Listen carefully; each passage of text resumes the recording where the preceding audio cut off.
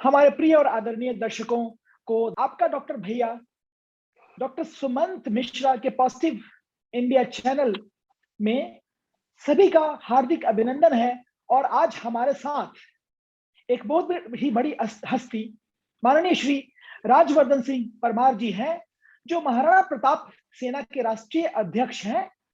और हमने हाल ही में देखा कि भगवान परशुराम जी के जन्मोत्सव के धूमधाम अवसर पर लुटियन जोन के आने वाले शाहजहां रोड का नाम भगवान परशुराम जी के ऊपर रखने के लिए, या अकबर रोड का नाम महाराणा प्रताप जी रोड रखने के ऊपर हमारा माननीय श्री राजवर्धन जी ने बहुत ही बेबाकी से माननीय गृह मंत्री श्री अमित शाह जी से मांग की कि जो निरंतर जो दिल्ली के मुगल कालीन सड़कें हैं उनको बदला जाए। तो हमारे माननीय राजवर्धन जी से अभी हम सीधा सवाल पूछते हैं, उनका स्वागत करते हुए अपने चैनल पर। बहुत बहुत धन्यवाद। आपका बहुत बहुत धन्यवाद, अभिनंदन है आपका। आपके मन में यह ख्याल कैसे आया और फ्यूचर, हमारे भारतवर्ष का फ्यूचर कैसे देखना चाहेंगे? ये वर्चुअल माइक आपको। पहले तो आपको प्रणाम। और ये हमारी नैतिक जिम्मेदारी है कि हम भगवान परशुराम के मार्ग बनाने में अहम भूमिका बना रहे हैं, क्योंकि मेरा मानना है जिस देश जाति में जन्म लिया, बलिदान उसी पर हो जावे, पर सेवा कार में हम जगजीवन सफल बना जावे। हम दीन दुखी निवलो के खिले, कैसे सेवक संताप रे, हमें ऐत के भूले भटके, हमको तारे खुद तर जावे। बहुत अच्छा। तो ये हमारी नैतिक जिम्मेदारी है कि हम महापुरुषों का नामकरण करें, और हमने कर दिया है और इसको हम जारी रखेंगे। और हमारे जीवन का ये टारगेट है, इसको हम बहुत जल्दी पूरा करें। जैसे एक आदमी का टारगेट होता है हाई स्कूल पास करना है, डॉक्टर इंजीनियर बनना है, तो हमारे जीवन में यही एक सबसे बड़ा कार्य है। भगवान परशुराम जी के नाम पर जो है नामकरण, यही हमारे जीवन का मेन काम। जी, हम उम्मीद करते हैं कि आप अपने मिशन, विजन, अपने उद्देश्य में कामयाब रहेंगे। ईश्वर का आशीर्वाद आपके ऊपर बना रहे। हमारी भी वेल विशेस प्रार्थनाएं आपके साथ है।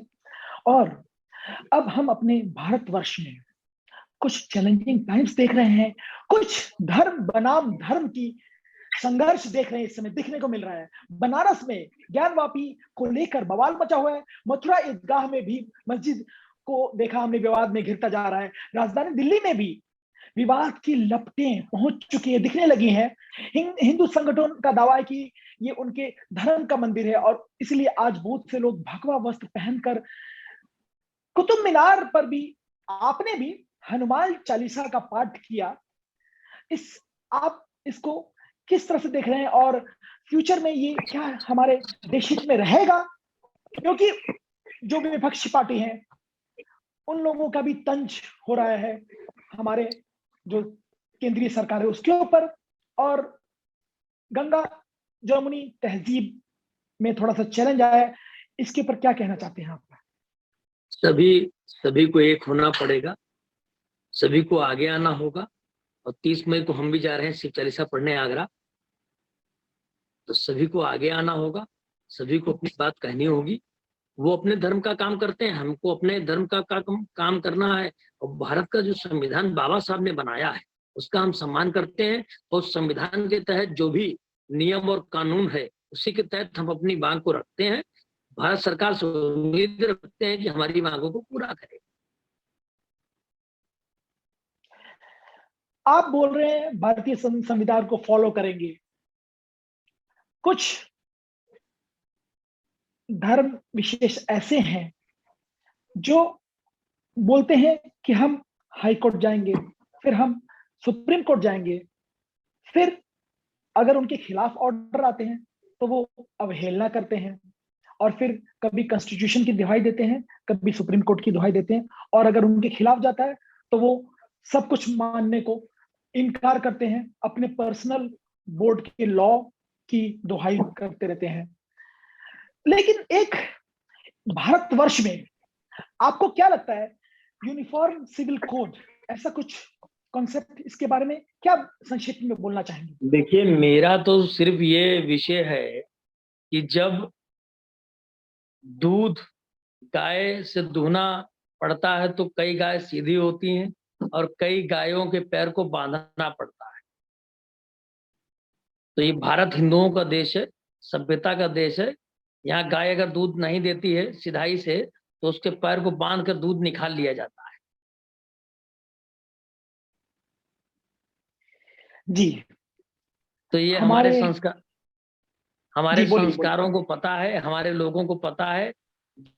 से काम नहीं चलेगा तो टेढ़ी उंगली कर लेंगे, क्योंकि हम हिंदुस्तानी हैं, हम जुगाड़ी हैं, हमारा हर मामले में जुगाड़ हो जाता है। जी, हम सबका हम साथ। भगवान हम भगवान परशुराम जी के नाम से संदेश भी देना जानते हैं और उनका फरसा भी चलाना जानते हैं। हमारे माननीय प्रधानमंत्री श्री नरेंद्र मोदी जी का नारा है, सबका जी। साथ, सबका विकास, सबका विश्वास। और पिछले हम्म साल 15 अगस्त 2021 में उन्होंने हम्म एक और नारा दिया, सबका हम्म प्रयास, क्योंकि सबके प्रयास के बिना ये सब फेल होता है। और हमने बाहर की कंट्री में, जैसे मैं यहाँ पे रहता हूँ, मैं 20 से ज्यादा कंट्री घुमा हूँ, तो हमने ये देखा है कि जब तक कि इंडिविजुअल प्रयास, सबका प्रयास नहीं रहेगा, कोई भी कंट्री, कोई भी देश सफल नहीं हो सकता है कानून बनाने से।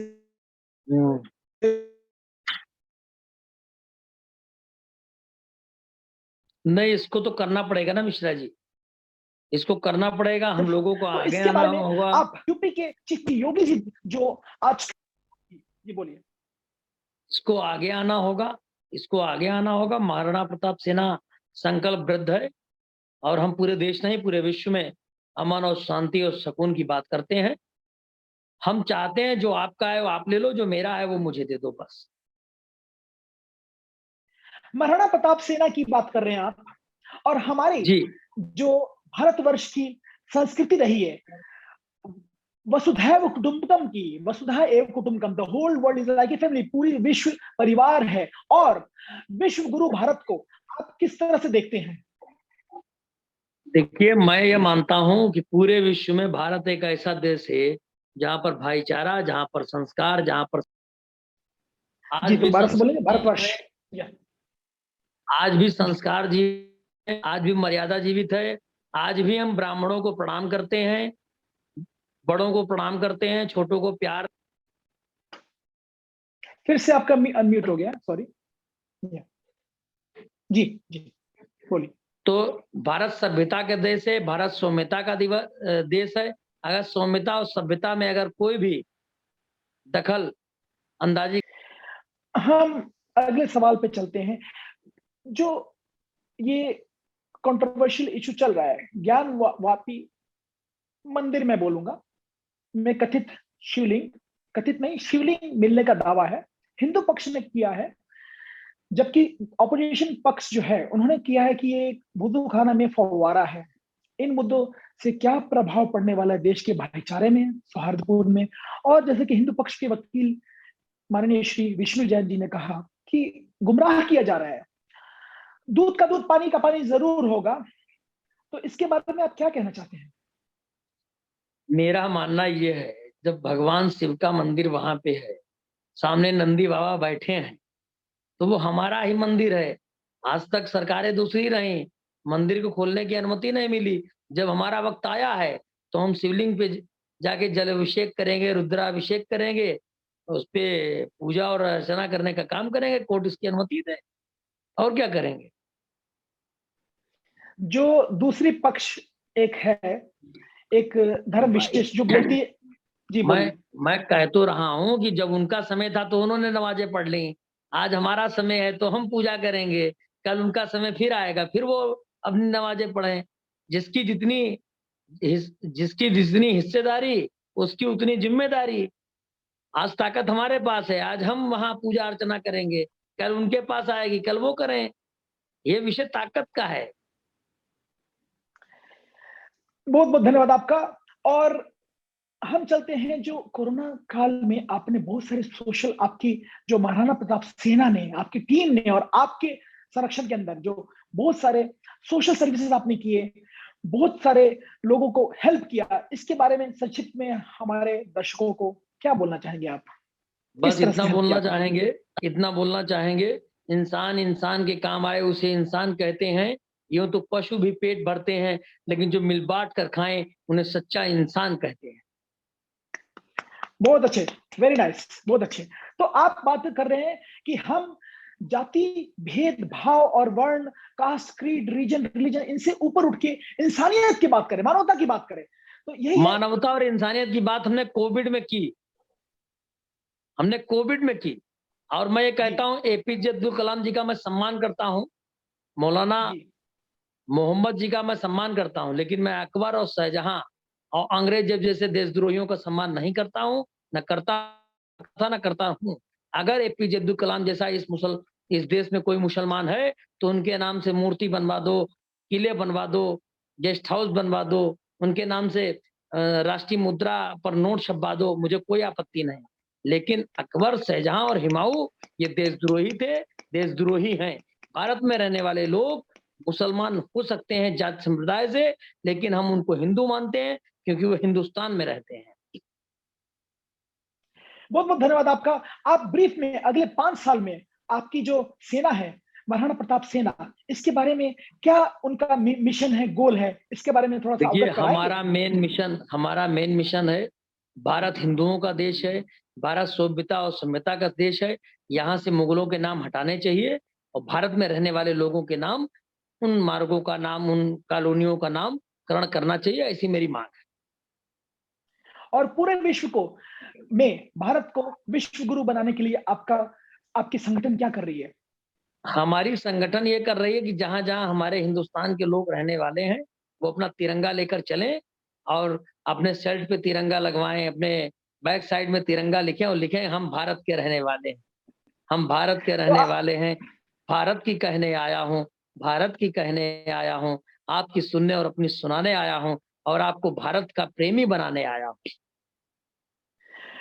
बहुत-बहुत धन्यवाद। हमने देखा कि आपने देखा शर्ट पे मेरे और पीछे बिल्कुल, भी, तो बिल आपको अच्छा लगा। बहुत-बहुत बिल्कुल। धन्यवाद आपका। अब हम चाहेंगे कि आप फाइनल मैसेज हमारे प्रिय और आदरणीय दर्शकों को सौहार्दपुर में पॉजिटिव इंडिया की तरफ से आप हमारे माननीय श्री राजवर्धन जी, महाराणा प्रताप सेना के नेशनल प्रेसिडेंट, राष्ट्रीय अध्यक्ष के रोल में क्या बोलना चाहेंगे हमारे प्रिय दर्शकों को? देखिए, पहले तो न्यूज़ एक्सप्रेस के चीफ एडिटर ब्रिजेश जी को बहुत-बहुत धन्यवाद और आपका भी बहुत-बहुत साधुवाद और सभी को प्रणाम। ज़िंदगी रहेगी तो मिलेंगे दोबारा, ज़िंदगी ल मिले ज़िंदगी आपके नेटवर्क में कुछ प्रॉब्लम लग रही जो है? आज नहीं कह पाए, वो कल कह देंगे। जो आज नहीं कह पाए, वो कल कह देंगे। जो आज कहा है, उसमें जो अच्छा हो उसे मान लेना, जो अच्छा हो उसे मान लेना। जो मिला है मुझे आपसे, वो मैंने सँभाल के रख लिया है। अच्छी-अच्छी बातें मुझे लगते हैं और ऐसा कुछ काम करें जिसमें भारत का नाम हो और पूरे विश्व में भारत का डंका बजे। ऐसी ढेर सारी शुभकामनाएँ और मेरी ओर से आपको धन्यवाद और प्रणाम। हमारे माननीय राजवर्धन श्री राजवर्धन सिंह जी का हम बहुत-बहुत आभारी प्रकट करते हैं, बहुत-बहुत कृतज्ञ और धन्यवाद, अभिनंदन द न्यूज़ एक्सप्रेस चैनल से और आपका डॉक्टर भैया पॉजिटिव इंडिया की तरफ से। मैं डॉक्टर सुमंत मिश्रा आपसे अलविदा कहता हूँ। बहुत-बहुत धन्यवाद के साथ, कृतज्ञता के साथ हम आपसे कनेक्शन में रहेंगे, कॉन्टैक्ट में रहेंगे। फिर से आपको किसी बिल्कुल, स्पेशल मौके पर लेके प्रणाम, आएँगे। जय हिंद, जय भारत। जय हिंद, जय भारत, नमस्कार।